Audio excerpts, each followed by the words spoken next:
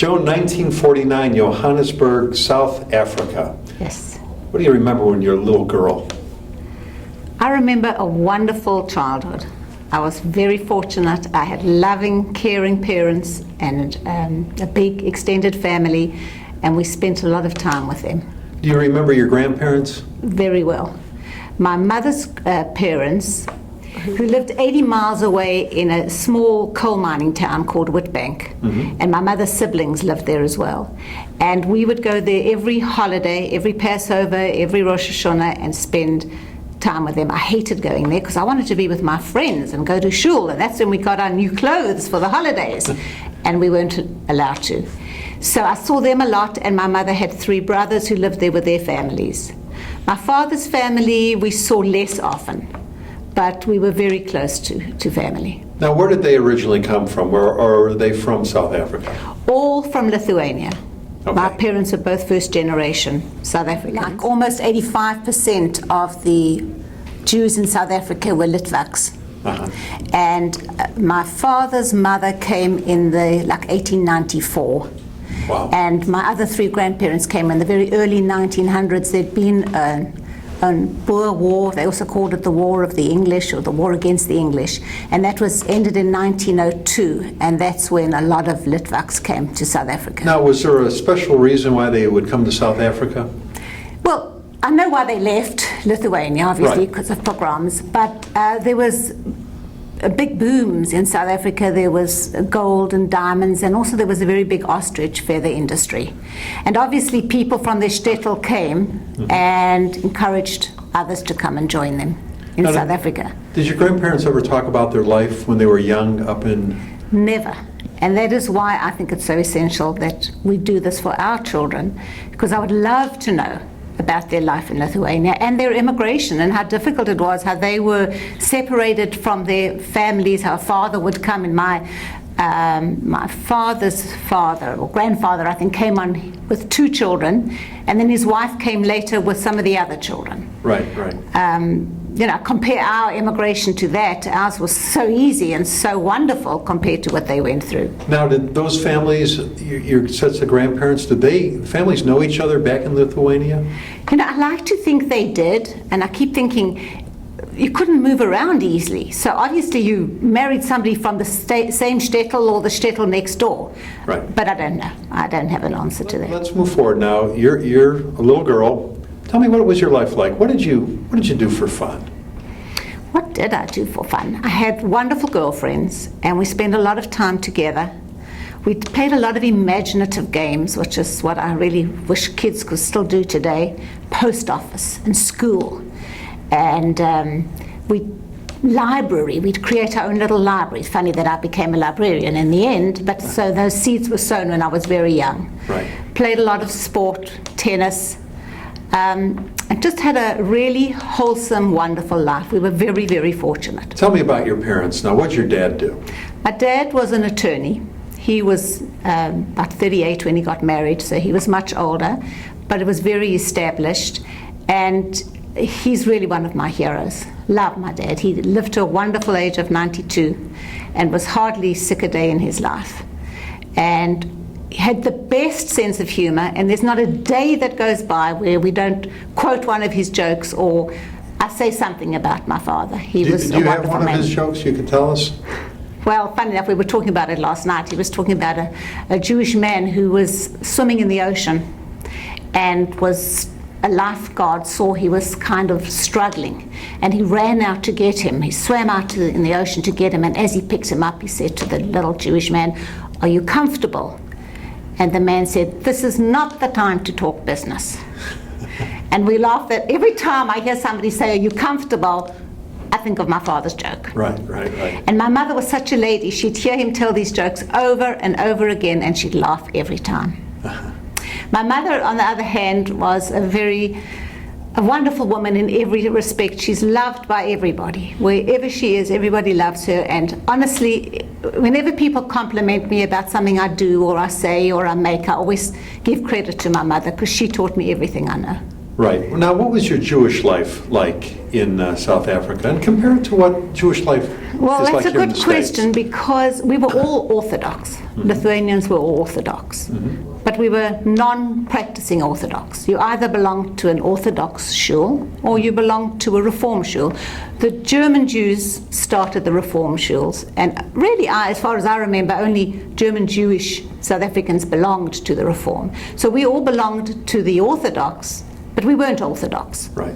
So, you know, we'd go twice a year on the holidays. Sometimes I'd go on a Friday night. But we all had Shabbat dinner. We Right. all lit candles. We all had our challah. We used to call it a kitka, which I believe is a Lithuanian name. And the family was always together for Shabbat dinner. And if we wanted to go out, we could go out afterwards. You have two siblings. What school did the three of you go to? Well, interestingly enough, we went to what we called a government school, which here would be called a public school. Jewish day schools were just taking root in South Africa at the time, and I don't think my parents ever entertained the idea of sending us to a Jewish day school. Right. So we went to a wonderful down the road primary school called Saxonwold Primary School, which was wonderful and probably was 50% Jewish or maybe more. And then I went to a girls' high school, and my brother went to a all boys high school. And you have a sister and a brother? I have a sister. So My your brother's sister, older and my sister's younger. and she went to the same high school you do? Yes, Then, I yes. take it. Okay. Where did you meet your husband? We met at university, actually. Okay. We And- were on a committee that raised the charitable, we raised funds for charities, and we both worked on this committee, and that's where we met. And what university was that? It was called Witwatersrand, University of the Witwatersrand, which at the time was the only English-speaking university in Johannesburg. And we all went there. It was wonderful. It was an extension of high school. So now what are you thinking? What are your dreams? What are you going to be when you grow up, now that you're in college? What are you thinking? What are you going to do with yourself? No clue, because my father said to me, you have to go to university to get an education. Right. At that time, I think South Africa was about a generation behind America. And my father and parents never said to me, you need a profession, you need a career. It was always an education. Now, outside of South Africa, are you aware of, like the United States, things going on in the United States? This is probably around the time of the Vietnam War. No TV until 76. We're talking 60s, late 60s, when I was at university. So we knew about it, Right. but not really very, you know, we didn't have visions of what was Now, going why on. was television not available to you You know, guys? that's such a good question, and I don't know if it was because of censorship, and there was the white government didn't want us to see what was happening in the rest of the world, or how blacks and whites mixed in the rest of the world. I'm not sure. So you were very insulated. Very. You know, in the country there, because when we talk to people, a lot of times we just ask them to talk about the first time they got a television set, and obviously it's a lot sooner than what you were talking. So how did you get your information on the outside world? We read a lot, and our movies, if we went to a movie, there was always a newsreel. We used to go to, there was I don't know what they called it, but then there'd be a newsreel and some trailers, then an intermission, and then the movie started. So we would see, I think could have been BBC News or other news events before our movie started. Okay, now when did you guys get married? We got married in 71. Okay, and then what did you settle down to do? What did your husband do? What were you doing? He did a business degree and then became what we called a CA, a chartered accountant in South Africa. My degree was in sociology and criminology, and I worked in human resources. Right. But it wasn't a career. It was just a means of working until I started my family. Okay, and then where were your kids born? In South Africa, our Okay. daughter in 74 and our son in 76. Okay, and then when did you come to the United States? 78. Okay, so how did this evolve to, you have your family, your husband has a career, you're working. How did the United States even get on the horizon? But we really were not politically involved at all. Maybe a little bit as college students, university students. We realized that there was something wrong with apartheid. It didn't seem right. Right. But honestly, we didn't do anything about it. And it makes me feel terribly guilty now, but at the time it wasn't even on our radar. Right. But in 76 there were the riots called the Soweto riots, when the government tried to impose the learning of Afrikaans, the Dutch language, on the black students in black schools. Right. Schools were segregated at that time. And Soweto is an enormous black township just outside of Johannesburg, and rioting started there and spread to other black townships. And where we lived in a suburb called Sandton, it was very close to another township, smaller than Soweto, called Alexandra.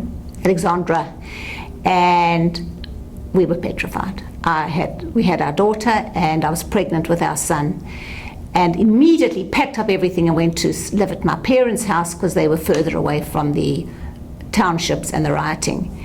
And I just thought, I used to have dreams of people coming down the streets with knobkerries and sticks and stones, and I was too scared, and I said, I can't live here. I don't know what the future is for this country. This is the time for us to leave when we are young and when our children are young.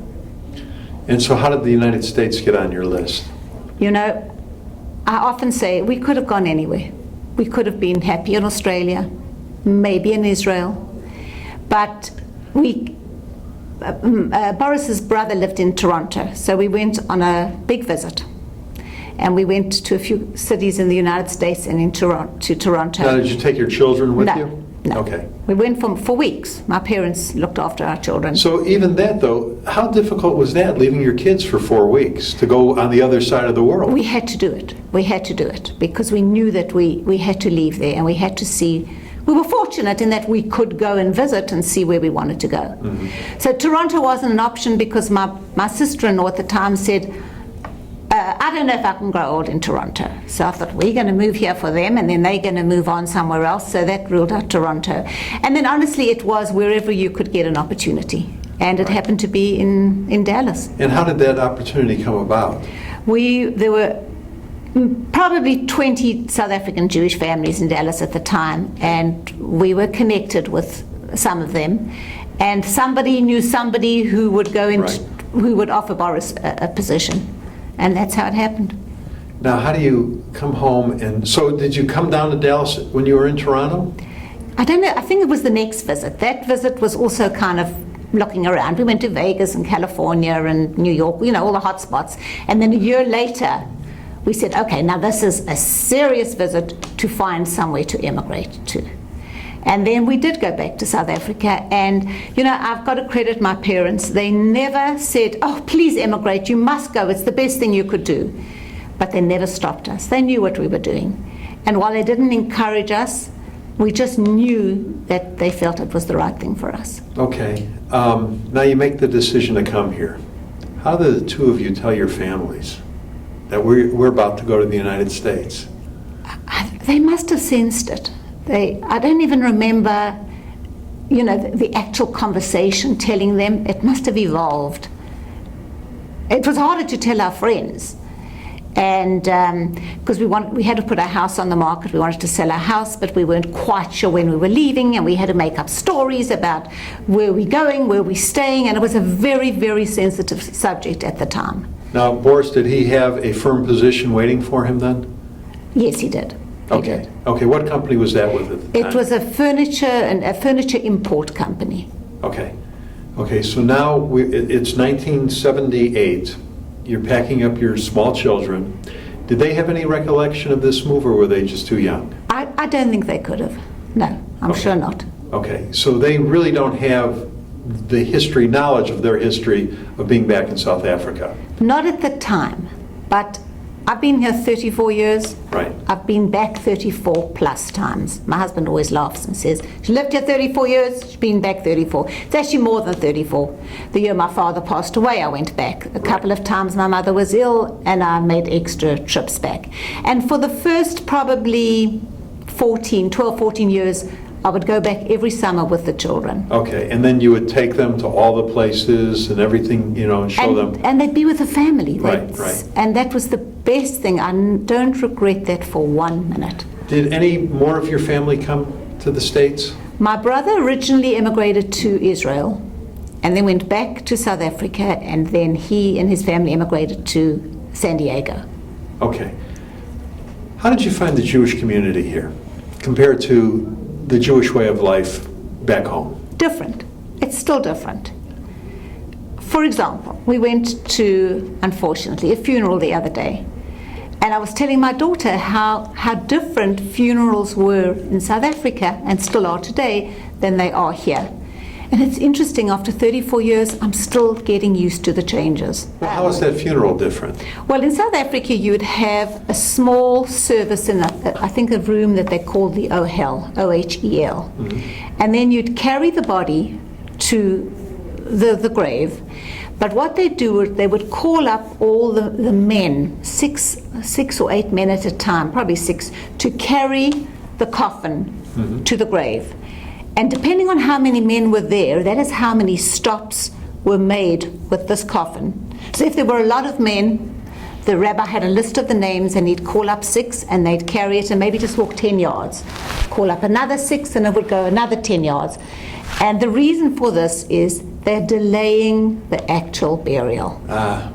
So, and it was always graveside. Right. There was never, a room where everybody went into where there were eulogies. Never. It was all done graveside. Now, you've been in Dallas, over 30 years. What changes have you seen in Dallas? Because it wasn't not the big city it is today when you first got here. Big changes. But I'm more interested in talking to people who've been here forever and asking them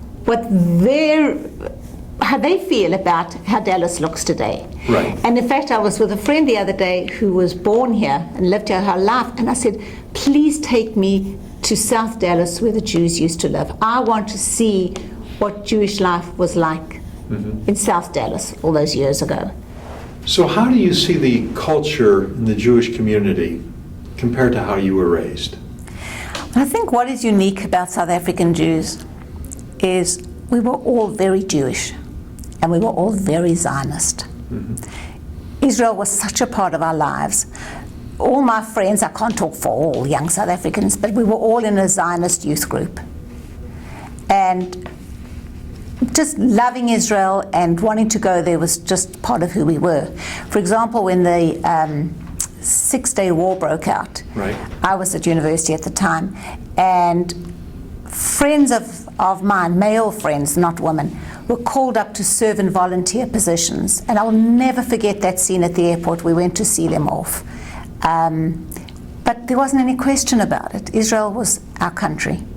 So there was the Zionism part, and then there was the Jewish part, and we identified ourselves as Jewish South Africans. We were Jewish first.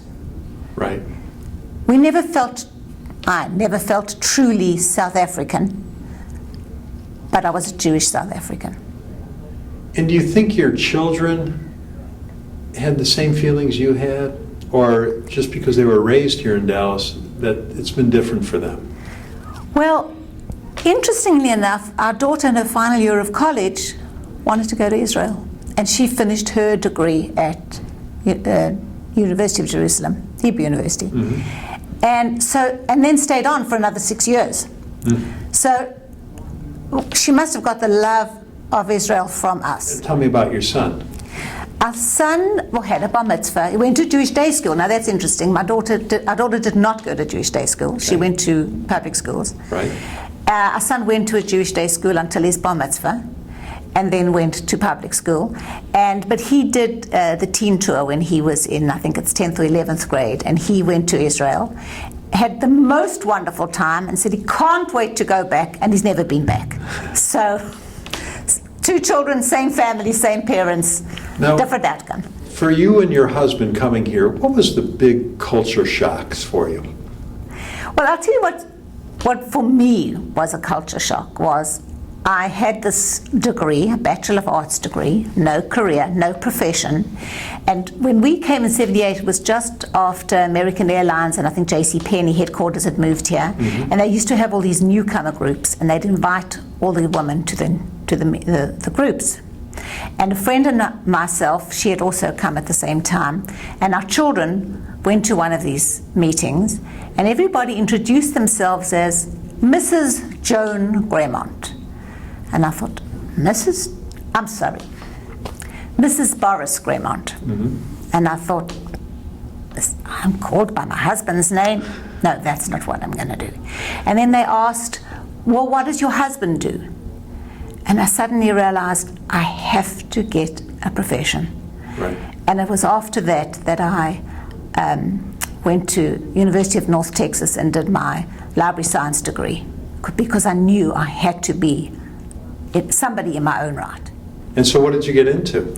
Well, I've been in the Jewish community in libraries. I've been very, very fortunate in that I've started a number of libraries from scratch. I don't know how many librarians could say they've done that, and I've been within the Jewish community for all those libraries, in all those libraries at Solomon Schechter, the original Levine Academy, and Akiba, and the Holocaust Museum, and here at the JCC I started, I computerized the card catalog, and I ran the Teicher Library for 10 years, and most recently the UTD, Ackerman Center for Holocaust Studies. I created a library for them. What was the happiest time in your life? Probably when my children were born, and when the day I got married. Walking down the aisle on my father's arm was just a dream come true. If you could change one thing in your life, what would you change? Easy. That South Africa was a safe, wonderful place that we never had to leave, or a place that we felt comfortable living in with our young children. I just hate that I've left my family and that we're not together. That's not what should have happened. Did anybody, other family members of yours or your husband's, come and join you guys in the States? Yes, 13 years later, Boris's younger brother, Norman, and his wife and 2 children came, and that was the best thing ever. It was wonderful and changed our lives completely. Now, in your lifetime, you've lived through so many momentous occasions, none probably bigger than you guys traveling to a foreign land to start over and to raise your family. But there's been so many things on the national scene in the world. 9/11, a terrible tragedy. Is there something that really affected you that you took notice of? You know what really affected me? I think having this wonderful life as a young person in South Africa, and there were gas shortages. And I just realized that, wow, this is the first thing that really has inconvenienced me. I was living in South Africa at the time. So it must have been the war in the 70s, 76 war. Wow, that really put me out. You know, Right. Things were not going to be the same. Because we didn't live through world wars, and we didn't live through in South Africa anyhow. Now you have the 2 children, of course, and 3 grandkids. Knowing how you were raised, knowing the technology that you had when you were young to what we have today, what advice does Grandma have for those grandchildren and the next generation? Well, you know, every time I get upset that my grandchildren don't live in Dallas. 2 live in Bethesda, Maryland. 1 is in Austin. And I think, wow, look what you did to your parents when you took their 4-year-old and 2-year-old halfway across the world with no Skype and not as easy to telephone. And I just feel blessed in a way that they are around here. And I really think that my advice to them is to learn about family, about culture, about our Jewishness, and to know how important it was and is, and how what we South Africans have brought with us to Dallas is what our grandparents brought from Lithuania to South Africa. I see some spoons. These are 2 spoons that have the initial BK on them. That was my great-grandmother's initials. Bryna Katz, her name was. And these 2 spoons went from Lithuania to South Africa, and now they're in Dallas. And what I said to my daughter the other day is that these are my granddaughter Avital and my grandson Oren and my other granddaughter Ella's great-great-great-grandmother's spoons. So they're over 100 years old. Amazing. Yeah, very special. And now you have something behind you that makes a lot of noise. Sure does. This is called a Vuvuzela, and it was used during the World Cup. It was introduced, evidently not originally in South Africa, but they became known all over the world in the World Cup. And the colors are the new flag of South Africa. When I lived there, this was not the flag of South Africa, but since the ANC has been in power, this is the colors of their flag. Do you still follow soccer? No, but my husband does. Okay. In fact, he was lucky enough to go to the World Cup in South Africa with our son, and they had the most wonderful father-son bonding experience. You did a great job today. Thank you. Thank you. Thanks for doing this. Thank you very much.